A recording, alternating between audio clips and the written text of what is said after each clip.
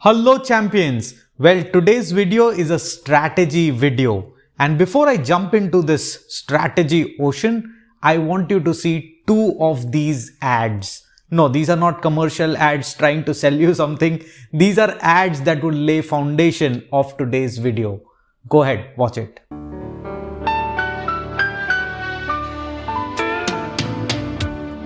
कुछ खास है हम सभी में, कुछ बात है हम सभी में, बात है खास है, कुछ स्वाद है, क्या स्वाद है जिंदगी में। कैडबरीज डेयरी मिल्क, असली स्वाद जिंदगी का। एक्सक्यूज मी, क्या आप अपनी डेयरी मिल्क का एक छोटा सा बाइट देंगी? क्या मैं आपको जानती हूँ? तो मेरी माँ कहती है कोई भी शुभ काम करने से पहले कुछ मीठा खा लेना चाहिए, काम अच्छा होता है।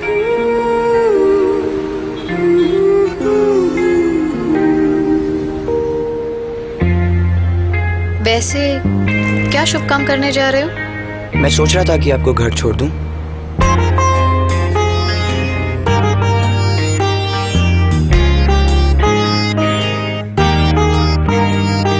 शुभारंभ कुछ मीठा हो जाए।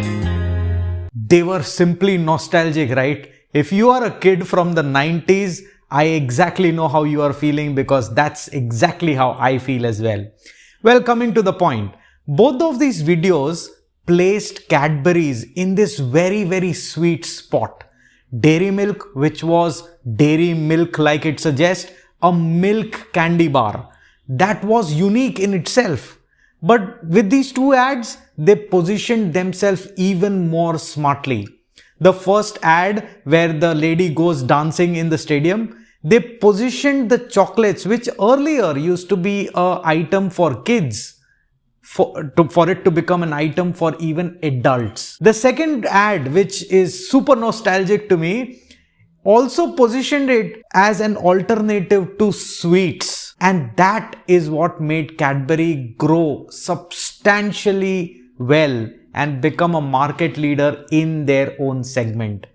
If you are somebody who's looking to become a market leader in your own segment and create strategy and identify that sweet spot for yourself, then this video is for you. Keep watching.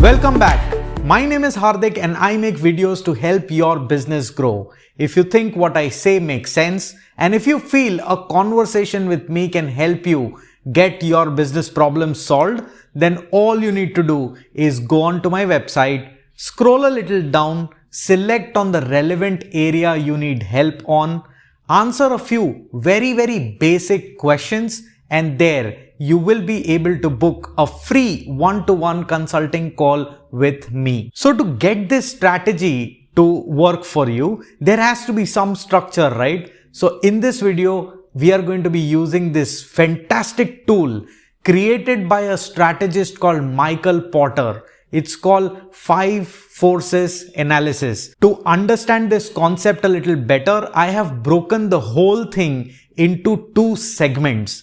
Each of these segments have areas which you need to analyze for your business. Now that brings me to a point that it is a video where you got to listen, understand, and then analyze your business against those parameters.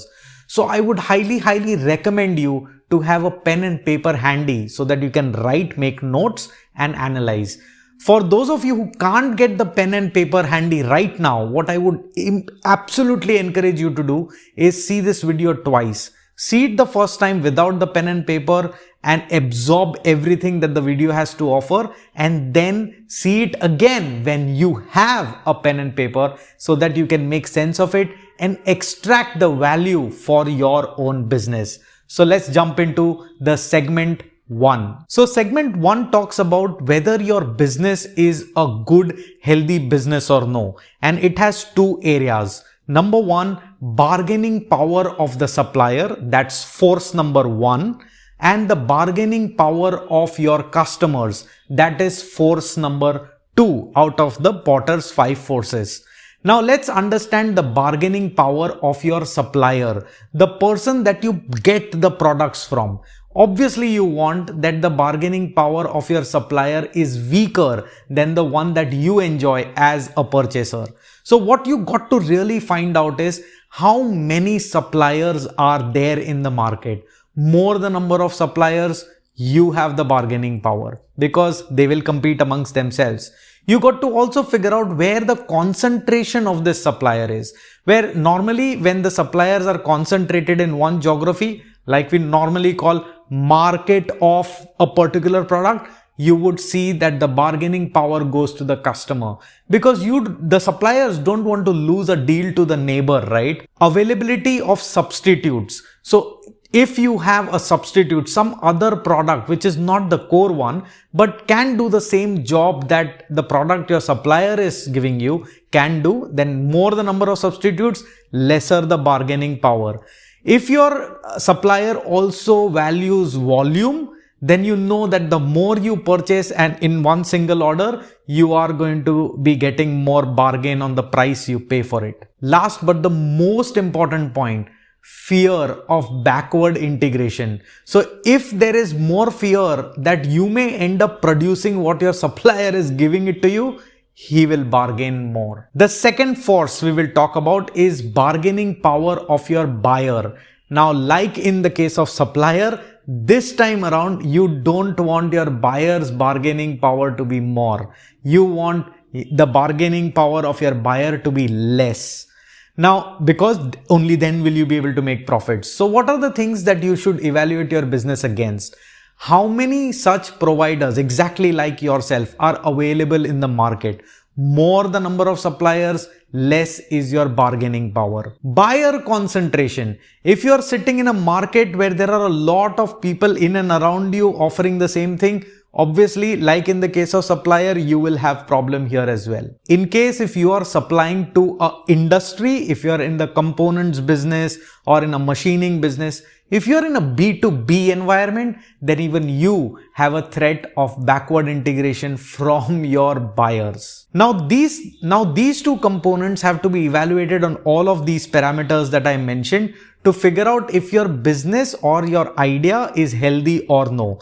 And if it is not healthy, you got to figure out what is it that you can change. You may want to go and prospect in an area where you can get a higher volume so that you can give a higher volume to your supplier and therefore get discounted prices. You want to be able to become ready to backward integrate, at least show that possibility to your supplier so that he can reduce his prices and bargain. So figure out your sweet spot that can make your business healthier than it is today. Now that brings us to segment 2. Segment 2 is all about analyzing the competition, and it starts from the threats from the new entrants, which means analyzing and figuring out how difficult is it for a new enterprise to enter into your industry. Now this depends on several factors. Number one, at what scale does your kind of business become profitable? If the scale is huge or something that a startup or a new entrant cannot really get at, then chances are the new entrants will not come. Second is innovation possibility. How much more innovation can happen in your product and your service? If innovation that can possibly happen has happened, then you would have one or two startups enter who are transformational in nature, who would change the dynamics of the business. But you would not have the new entrants coming in providing the same product, the same service. Chances of that is going to be very, very low. Third is a lot of capital investment, if is required, becomes an entry barrier, or a lot of licenses that are required becomes an entry barrier. How easy it is and what are the barriers for a new entrant to come in? If these entrance barriers are not there, then the new entrants are going to come in. If these entry barriers are there, then you can be safe that, okay, newer players and newer competitions may not rise. The second aspect is threat from substitute players, which means for every product, what does a product do? A product or a service helps resolve a problem that a customer wants to resolve. And solutions can be many. The customer may choose to go with your product or an alternative that is available to him.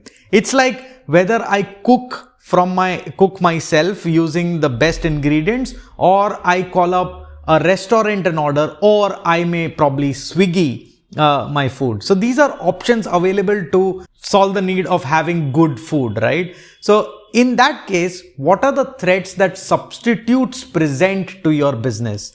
Which are alternatives that present to your business? Now, how do you evaluate that? Well, substitutes are going to be in numbers if they are there. So the first parameter is how many substitutes are available in the market. The second parameter is what's the price to value for your substitute. I'll give you an example. I was recently having a conversation with my customer and he said, instead of putting solar panels over my factory's roof, I'm going to redo the way my roof is, because the cost and the consumption of power thereafter is going to become far more beneficial if I change the roof itself instead of having a solar panel fit up. So here's an alternative, a substitute for the solar panel manufacturing companies. They are going to lose against this because the price and the value that the customer gets is far greater in case of a substitute than your product. Third, very important, perception of your customers. Well, if your customers perceive your substitute as a finer product or a finer service, you're going to need a lot of marketing efforts to convince them otherwise. Okay, so that also plays a role. The fourth and the most important point is switching cost and effort. Assuming your customer is already using your product and he has to switch, is it going to take a lot of effort for him to switch? Like something that you're too used to, you don't really want to switch because it's uncomfortable switching to a new brand, new product. But that happens only in certain categories. In all other categories, it's easy for us to switch. So for example, if I had to switch on my toothpaste, I would not, because I'm used to that flavor and the texture and whatever the color it is that I've been using from years together. So switching that is a little effortsome for me. But if you ask me clothes brand, well, I'm happy to switch, because as long as the clothes fit me well, I'm good with that switch. So it does not take a lot of effort. It could be also switching price. That means you got a machine, you're using it, the work is happening. Why do you want to switch to a machine which is more efficient, of course, but your work is happening with the machine that you already have? So there is a switching price associated. So if there is a price or a effort associated with switching brand, switching from you to your substitute product, then chances are you've created an entry barrier for your competitor or substitute product. So if you have this, great. If you don't have it, you may want to construct it. So we've covered 4 forces so far. The 5th force and the 3rd force in the second segment is the existing market competition. Needless to say, the way to evaluate this is to first figure out how many competitors are serving the same thing that you are serving. The second important factor to understand is what is that additional value add that you are doing, if at all you are doing. When I say additional value add, it could be, you can provide products at the nth hour, which means anytime you order, I'm quick at delivery. You can give a handsome discount when it comes to cash payment. You can, your quality is truly better. Now, when I say quality, I don't mean to say quality which is the term used very loosely. I mean to say quality that the customer understands, and if that quality is not right, there is a problem at his end. That is the quality that I'm talking about. So customers understood quality. If that is better, then you're going to be surviving. If that's not better, then you got to really look at how you can make this better. Switching cost and effort will also be useful here, because if your customer is already with you and switching means additional cost or effort, he's going to stick around with you. I, as a company, face a lot of this. A lot of players, a lot of my customers have invested heavily on ERPs that don't work. but they don't invest in the right ERP simply because the switching price is very heavy. They feel that, oh, I've already invested about 10 lakh rupees. Why should I invest another 4 lakh to switch from ERP one to another one? Or some customers, struggle to say, okay, you know what? My existing accounting software does not talk to my operational software. Operational software system does have an accounting module, but I don't want to switch because it's too uncomfortable learning the accounting software that works. They are more comfortable living with the operational day-to-day challenges. So if that's the case, again, you have a play. If that's not the case, you may want to think how you can make that a case for your customers.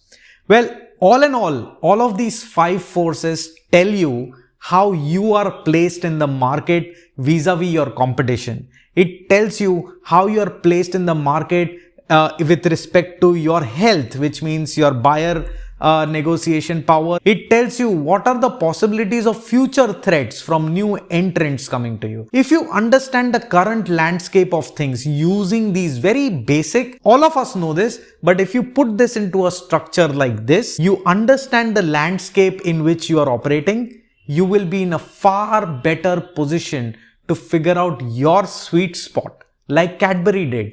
They figured out the adults are not served chocolates. They figured out that it is mithai that Indians want and it can be an alternative. The chocolate can be an alternative. They figured out that there are no lot of milk candy bars. So they knew that from the competition standpoint, they are well placed. Of course, I would not know the details of their supplier and buyer capacity. But if there's nobody providing a milk chocolate, as a buyer, if that's my only option, my negotiation power has reduced. I'm going to take that. So understanding the current landscape can put you in a better position to strategize for your own business growth. And I want you all to do that. So if you like this video, hit a big fat thumbs up. Share this video with your friends and colleagues and all the business owners that you know so that they can look at the landscape and grow as well. If you've not subscribed to this channel, what are you doing? Not all things come for free. This good thing is for free. So go show your love to the subscribe button. I would really love you to be on my side. Until we meet next time, keep learning, keep implementing. If you have questions, you know what the drill is. And you lovely folks, keep propelling.